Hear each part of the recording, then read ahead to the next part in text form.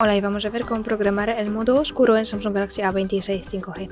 Para programar ese modo tenemos que entrar en la aplicación Ajustes y para encontrar el modo oscuro o tema oscuro buscamos la pestaña de pantalla. Primera cosa que vemos es claro y oscuro, significa modo claro, modo oscuro. Y para encontrar programaciones entramos en Ajustes del modo oscuro y activamos esa parte. Tenemos dos programaciones posibles.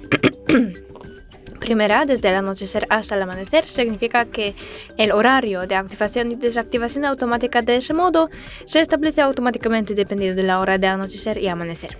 Planificación personalizada significa que creamos nuestro propio horario de activación y desactivación automática del modo oscuro, pero desafortunadamente no podemos elegir los días en los que se va a repetir. Ya está activado y es todo. Muchas gracias por ver este vídeo.